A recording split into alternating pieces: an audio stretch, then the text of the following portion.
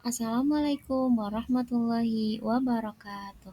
Halo teman-teman semuanya, perkenalkan nama saya Nila Nurul Husna. Di video ini saya akan menjelaskan materi yang telah saya pelajari, yaitu tentang faktor pendukung dan penghambat program bimbingan dan konseling di Madrasah Ibtidaiyah. Materi ini sangat penting, terutama bagi kita calon pendidik. Karena BK itu bukan hanya untuk anak yang bermasalah, tetapi juga untuk membantu semua siswa berkembang secara optimal. Simak videonya ya. Nah, apa itu BK? BK merupakan bimbingan dan konseling atau bagian dari layanan pendidikan yang mendampingi peserta didik bukan hanya secara akademik, tetapi juga secara pribadi, sosial, dan spiritual. Di Madrasah Ibtidaiyah, layanan BK umumnya belum dijalankan oleh guru BK profesional. Biasanya wali kelas atau guru kelas yang mengambil peran ini. Nah, keberhasilan program BK ini dipengaruhi oleh banyak hal. Ada faktor pendukung, dan juga ada hambatan-hambatan yang perlu kita waspadai. Mari kita lihat dulu apa saja faktor yang menghambat pelaksanaan bimbingan konseling. Faktor penghambat BK.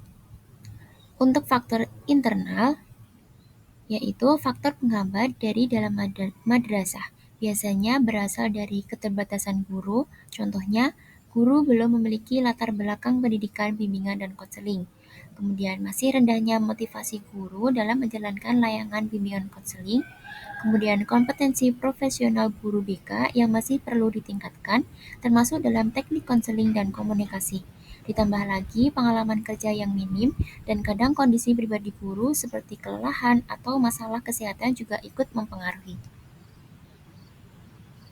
Kemudian faktor eksternal, yaitu faktor dari luar madrasah. Hambatannya bisa berupa tidak adanya ruang konseling yang memadai, kurangnya dana atau anggaran khusus untuk kegiatan BK, minimnya dukungan dari kepala sekolah atau pihak manajemen, kemudian kurangnya dukungan dari lingkungan sekitar seperti masyarakat atau organisasi atau juga profesi lainnya. Kadang juga BK ini masih ada stigma bahwa BK itu hanya untuk anak-anak yang bermasalah atau anak yang nakal, jadi kurang mendapatkan perhatian.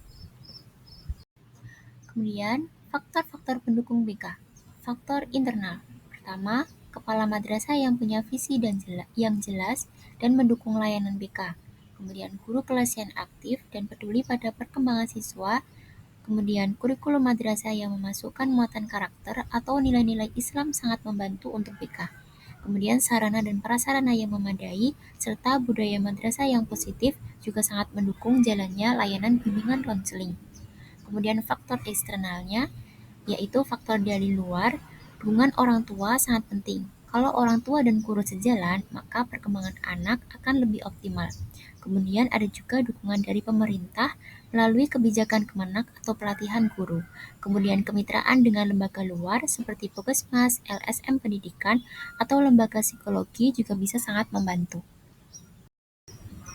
Kemudian strategi mengatasi hambatan. Nah, terus bagaimana cara kita mengatasi berbagai hambatan tadi? Ada beberapa strategi yang bisa kita lakukan.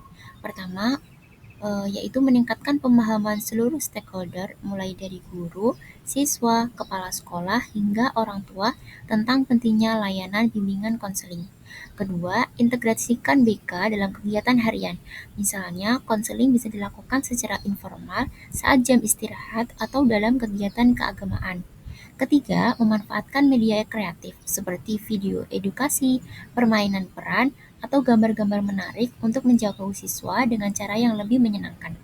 Keempat, yaitu membangun kepercayaan antara guru dan siswa agar mereka merasa nyaman saat bercerita dan juga terbuka untuk bercerita. Nah, untuk memaksimalkan faktor pendukung, selain mengatasi hambatan, kita juga perlu mengoptimalkan hal-hal yang mendukung bimbingan konseling. Yang pertama, peran guru dan wali kelas harus terus diperkuat, misalnya dengan pelatihan atau berbagai praktik baik. Kemudian libatkan orang tua melalui pertemuan rutin dengan atau juga grup WhatsApp atau kegiatan parenting. Kemudian gunakan teknologi yang sederhana tapi juga efektif seperti Google Form untuk survei siswa atau video pendek sebagai media komunikasi. Yang tak kalah penting yaitu hubungkan semua ini dengan nilai keislaman agar siswa merasa lebih dekat dan nyaman. Kemudian peran pihak terkait. BK tidak bisa berjalan dengan sendirian.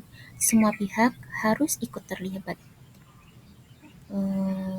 Pihak-pihak terkaitnya seperti guru BK atau wali kelas sebagai pelaksana utama, kemudian kepala sekolah sebagai penentu kebijakan dan dukungan, kemudian manajemen sekolah yang mengatur anggaran dan fasilitas, kemudian siswa sebagai penerima layanan, dan juga orang tua sebagai pendukung moral dan pemantau di rumah.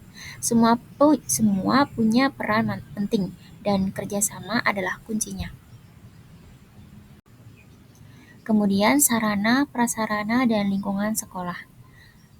Program BK perlu didukung dengan sarana prasarana yang memadai, misalnya ruang konseling yang privat dan nyaman, alat tes psikologi dan instrumen observasi, media pembelajaran seperti poster, emosi, atau buku cerita anak, dan yang paling penting yaitu lingkungan sekolah yang aman, inklusif, dan memiliki iklim sosial yang positif antar siswa.